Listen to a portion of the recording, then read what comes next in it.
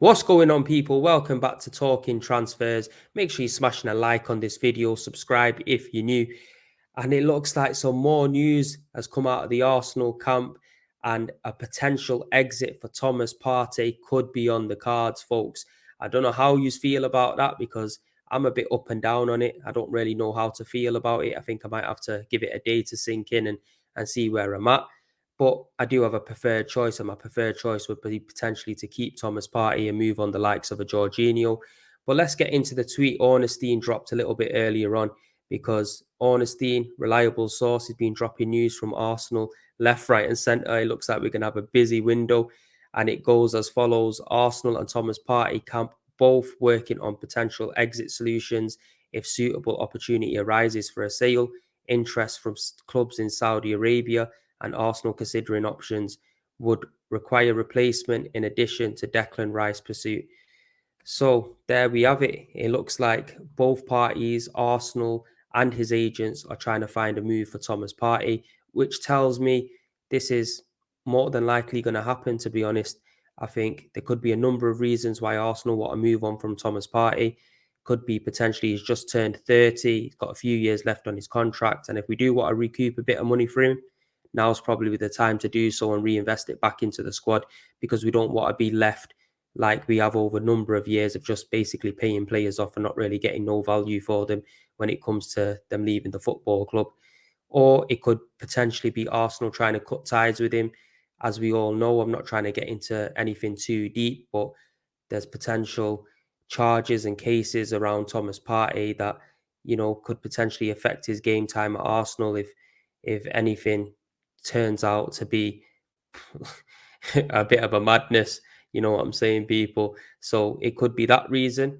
But I'd be sad to see Thomas Partey leave. I think he's been an integral part to Arsenal's team since he's come into the club from Atletico Madrid. We were chasing him down, got him on the last day of the window and paid the fee. And he's come in and he's been stellar. Yeah, he has got injury problems, and sometimes that can be at a detriment to the club when we're playing big games or we're missing a player like Thomas Partey. We've seen it countless times, especially most recently against Manchester United away at Old Trafford.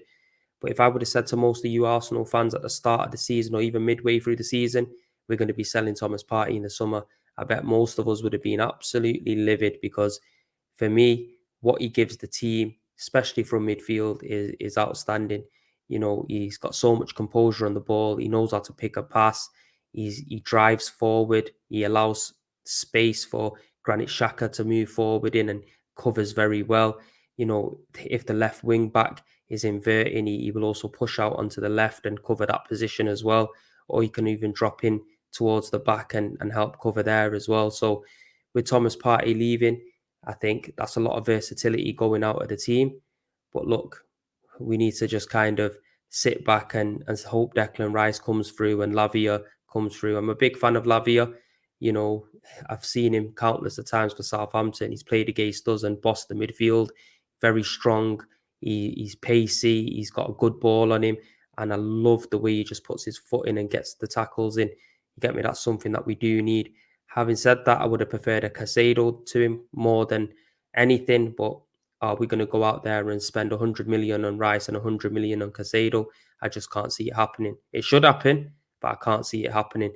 But look, these Saudis are not messing around. I'm telling you now for a fact. So I can see him potentially moving out to Saudi Arabia.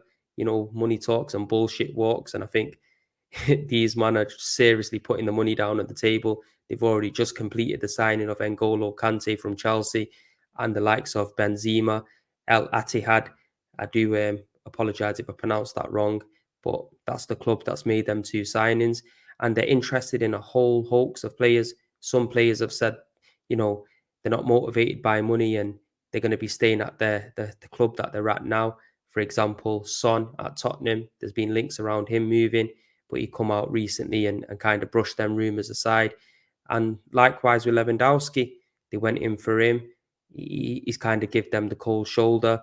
We've seen with Lionel Messi what's happened. He's moved over to the MLS and kind of, you know, knocked Saudi Arabia, but they're going in for a whole hoax of players. And just to name a few, they're interested in Bernardo Silva, Kyle Walker, Gundogan, Mendy, They're interested in Traore. They're interested in Aubameyang. The list goes on. You know what? I've even put a few names down here: Thiago Silva, Firmino, Decore, Mina, Hugo Lloris, Sahar, Lukaku, Mahrez, Ziyech, Morata, Aspas, Koulibaly, Ruben Neves. These men are trying to be serious in the football world now. We've seen what they were like in the World Cup. They were moving mad.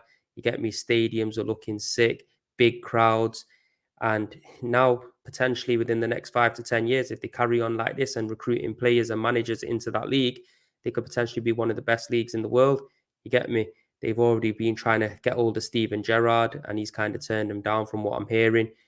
But look, there's some intent being shown by the Saudis.